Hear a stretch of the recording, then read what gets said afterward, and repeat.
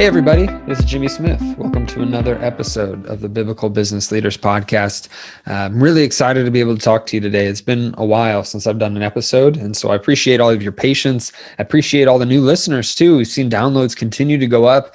We've seen membership in the free Facebook group continue to go up as well. So thank you so much for being here, for listening to the podcast, for participating in the Facebook group.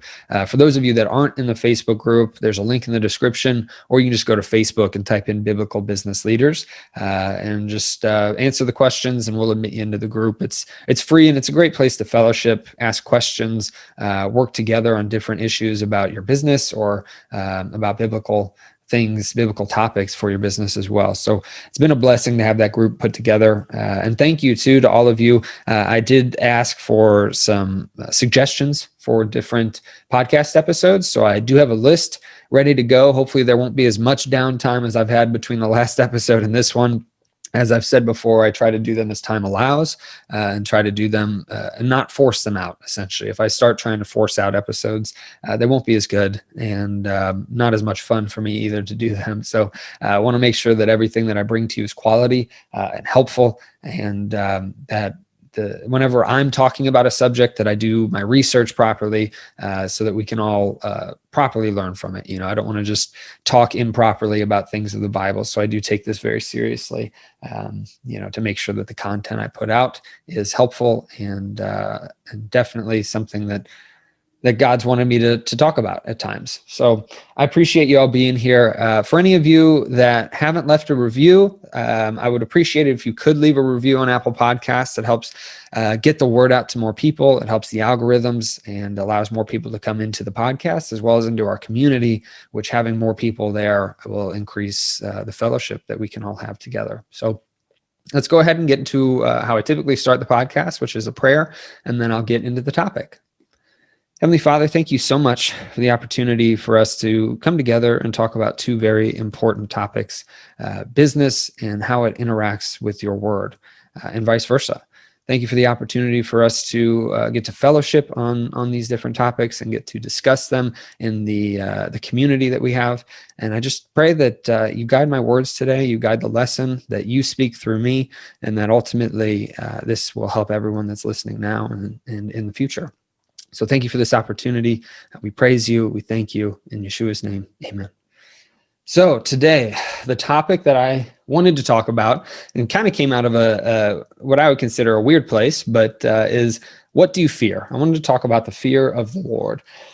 And the reason that this came up is because it was actually about a month or two ago, I heard a clip or heard a quote by Kanye West, of all people. So whether you think Kanye West is good, bad, or indifferent, it doesn't matter. What I do know is that this quote of his impacted me greatly. I actually got chills whenever I first heard it, and I wrote it down, and I look at it pretty regularly because I think that it's a very inspired quote. So I'm just going to read it exactly like he said it, and we'll go from there. So when you remove, like even in the schools, you remove prayer, you remove God, you remove the fear of God, you create the possibility of the fear of everything else. But watch this. When you instill the fear of God, you eliminate the fear of anything else. And it's not that I'm fearless. I am definitely, literally, definitely shaking and in so much fear of my Father. I fear God and I don't fear nothing else. Wow. To me, that still gives me chills. And I wrote down kind of a paired version of it, a little bit shorter version. Basically, whenever you remove the fear of God, you open and create the possibility for the fear of everything else in the world. But when you instill the fear of God in yourself, in your children, in your family, you remove the possibility of fearing anything else in this world. And to me, that was extremely an inspired quote. Something that it impacted me, and I hope it impacts you as well. And so I wanted to talk about that. It got me thinking, especially as I read through my Bible. I think I was going through Psalms at the time, and Psalms talks a lot about the fear of the Lord because it's an extremely important topic. And I'll talk later about how it interacts from a business perspective, or at least how I view it interacts from a business perspective. And I would appreciate, for those of you in the Facebook group, if you could you know, create topics in there so that we can talk about, you know, maybe your thoughts about it, your different views on what it means to fear the Lord, especially to do that in your business. But I'll get to that down the road. Now, whenever I started to research more about the fear of the Lord, I found out that the Bible uses the word fear at least 300 times in reference to God. So we definitely make a mistake when we don't talk about it that much, whenever we ignore it or we downplay it, because that, to me, is a huge key into how you walk out your faith, how you deal with interpersonal relationships in your business, etc. Is how do you view the Lord? How do you fear Him? And so I've got a handful of those 300 times, got a handful of verses I'm going to read through, and I'm going to try to read through them slowly enough that they can sink in. But if you need to rewind this and listen to them again just to allow them to sink in a little bit more, please do so. But I'm going to read these. It might take me a minute or two. So let's get into it. Psalms 25:14. The secret of the Lord is with them that fear Him, and He will show them His covenant. Psalm 27:1. The Lord is my light and my salvation. Whom shall I fear? The Lord is the strength of my life. Of whom shall I be afraid? Psalm 33:8. Let all the earth fear the Lord. Let all the inhabitants of the world stand in awe of Him. Psalms 33:18. Behold, the eye of the Lord is upon them that fear Him, upon them that hope in His mercy. Psalms 103:17. But the mercy of the Lord is from everlasting to everlasting upon them that fear Him, and His righteousness unto their children's children. Psalms 111:10. The fear of the Lord is the beginning of wisdom. A good understanding have all they that do His commandments. His praise endureth forever. Proverbs 8:13. The fear of the Lord is to hate evil, pride, and arrogancy. Proverbs 9:10. The fear of the Lord is the beginning of wisdom, and the knowledge of the holy is understanding. Proverbs 23:17. Let not thine heart envy sinners, but be thou in the fear of the Lord all the day long. Proverbs 29:25. The fear of man bringeth a snare, but whoso putteth his trust in the Lord shall be safe. And Proverbs 1:7. The fear of the Lord is the beginning of knowledge, but fools despise wisdom and instruction. Now, there's a lot that can be said about what does it mean to fear the Lord. And I will not do that topic justice. That could be hours and hours of discussion, books upon books created to discuss what it means to fear the Lord. But I do want to give kind of a counter thought to it. So in 1 John 4:8, it says that perfect love expels all fear. So how do we fear God when He also expels all fear? So in my research, I did find that whenever you look at the Hebrew root words when the Bible is talking about fear, typically the word fear in the context of fearing God means reverence for God. And the word fear, when talking about fearing man, like in the case of Proverbs 29:25, which I just read, the fear of man bringeth a snare. That word fear means anxiety. So they're two completely different words that in the English language we discuss as fear, and we try to equate them, even though they're completely different words, much different meanings, right? So what does this mean? So I wanted to look at a couple of examples in the Bible of how we kind of digest all of this.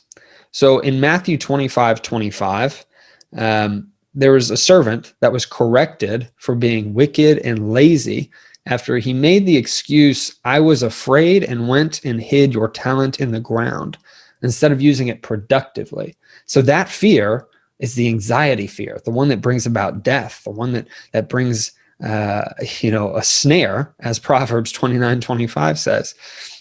Also in Revelation 21:8, it even tells us that the cowardly or fearful will not be in God's kingdom. So that's anxiety. So again, we have to look at the Hebrew root words here whenever we're reading about the fear of the Lord versus the fear of man or cowardly or whatever it might be. That's typically anxiety. That's typically the fear that brings about death versus the fear that brings about love and reverence and respect. And so I wanted to look up, just so everybody knows, I actually looked up what does the word reverence mean? I mean, I knew it meant basically respect, but also there's synonyms for it. And one of them is love. One of them is awe, appreciation, approval, acclaim, admiration. These are all perfect love that casts out fear or anxiety, right? So whenever we're taking a look at what it means, I think it's extremely important to keep that context as you're reading through the Bible, as you're praying, for having the fear of the Lord, to really know what that means is to love, to admire, to be in awe of God, and to follow his commands, and to do your best not to sin because you have such a respect for God, because you do have a reverence for him. Now, a couple things here too, is that whenever I was going through this, it made me think about the Israelites in the desert. After they're in captivity for so long, and God rescued them with all of these miraculous ways, they get into the desert and they feared death. And they started asking, like, we should have just stayed. We should have continued to be slaves. We had food, we had things to do. We weren't in the desert to die. And so they allowed their fear, their anxiety, the fear of the world, the fear of death, to overcome what they just saw as some of the biggest miracles in the Bible, really. And let's be honest, too, I like to think of myself a lot of times reading through the Bible that I'm the hero of the story, that I wouldn't have done that. I probably would have. I'd have probably been like, man, we should just go back and be slaves and get food, and be comfortable and not have to live in the desert and deal with all the hardships for 40 years, But I wanted to bring that up because you can see the difference in fear just in that story, right? If they were to be fearing the Lord, if they'd had a respect and a love for God after bringing them out of such a terrible situation and miracle upon miracle happening, that would have been a completely different story than one filled with anxiety, one that actually, because of their the way they acted after that, God left them in the desert for 40 years to basically have to wait until the next generation could go into the promised land because of the fear that they had of the world, not of God. And so to me, I know this might come across as disjointed, all the different things I'm saying. Hopefully it makes sense. There is so much that goes into what the fear of the Lord is, the reverence of God. And whenever I'd go through now and read through verses that say the fear of the Lord, I always try to think the reverence of the Lord. Always try to think the love of the Lord is the beginning of knowledge. And that's how in 1 John 4:18, it can say, that perfect love expels all fear. So perfect love, reverence, awe, admiration, expels all fear or anxiety. To me, that's a very important thing to keep in mind. That's how the Bible, while when you read it in the English translation, might look like it contradicts itself, but it's actually confirming itself. So make sure whenever you're going through it, and I always bring it back to, or I've said this multiple times, I guess, in different podcasts, I use eSword. I believe it's e-sword.net, I think. But eSword I use because it shows you the root words for pretty much every word in the Bible. And so you can see that in Proverbs 29:25, the fear of man, that fear, the code that corresponds to it for the Hebrew word is H2731, where the fear of the Lord is H3374. They're completely different words. And you can see the actual meanings of those words. So make sure when you're reading the Bible, if you're like, well, wait, this doesn't make sense with what it says back here, take a look at those root words. Take a look at the context that they're talking about, and you might actually discover it's a perfect match. Nothing in the Bible can contradict itself, and it doesn't whenever you look at these root words and you really look at the context of everything that you're reading. So I just want to bring you back to that. Let's try to look at the root words whenever you get confused about maybe some contradiction, because that has been extremely eye-opening for me.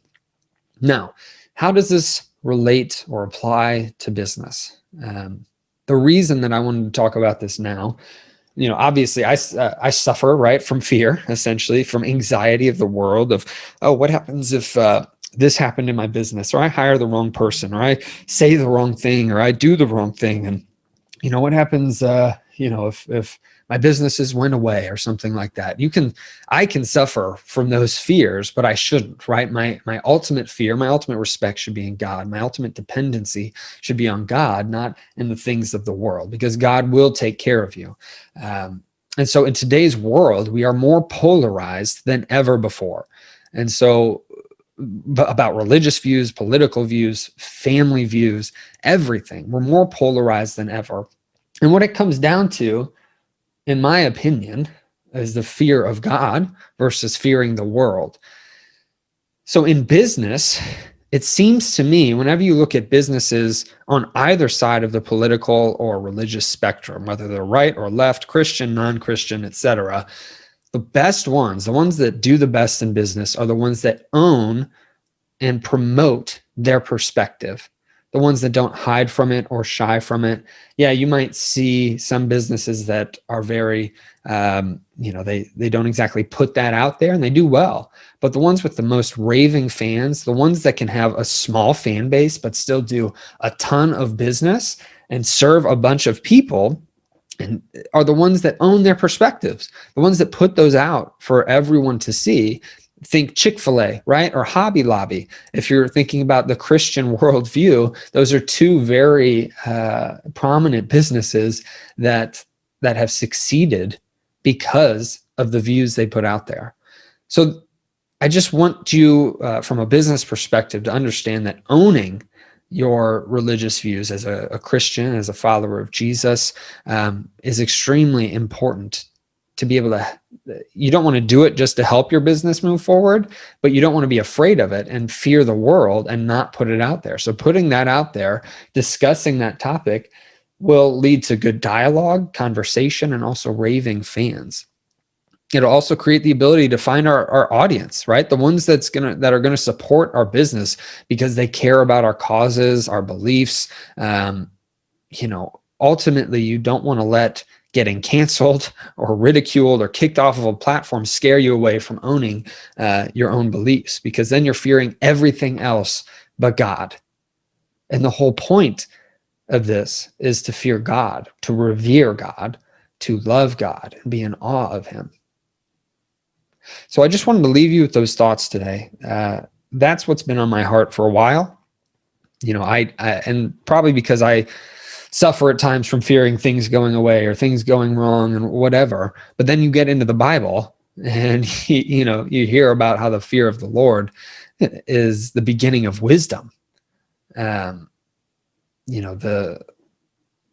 eye of the Lord is upon them that fear him, upon them that hope in his mercy.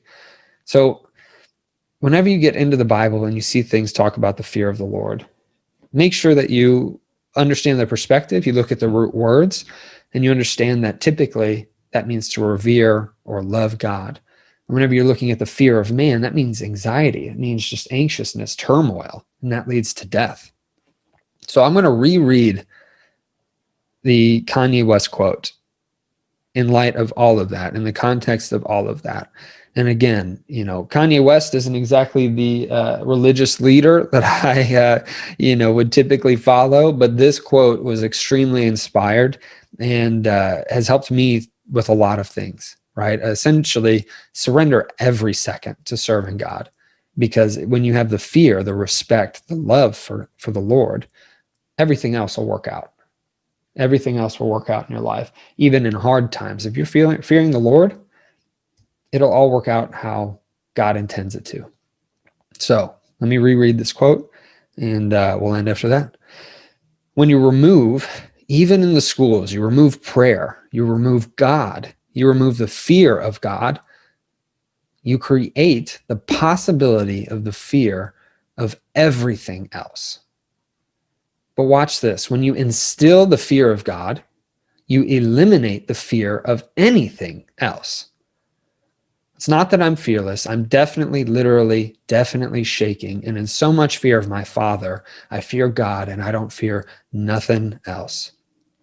So I'm going to leave that or leave us on that today. Do everything for God, not this world. Ask God every second, Lord, how can I do X, Y, or Z for you? How can I do the grocery shopping for you? How can I work out for you? How can I eat for you? Everything. If you surrender every second to serving God and you fear only Him, you revere and love and respect only Him, everything else will work out. You won't fear anything else at that point if all you fear is God, which is amazing. So I appreciate all of you listening to this. I hope that this blessed you. I hope that it wasn't all over the place, because there's so many different things that can be talked about. So if I need to do a follow-up episode, I will. Please let me know in the Facebook group your thoughts on this. Let me know if you have any other commentary on it or things that you might want me to follow up and do another episode on with it. I appreciate all of you listening and taking the time out here. And I don't take this lightly. So if there's anything that I said that was incorrect in any of these podcasts, please also let me know that so that I can have the opportunity to correct it. So thank you all. I pray for you. I hope that you have an excellent week.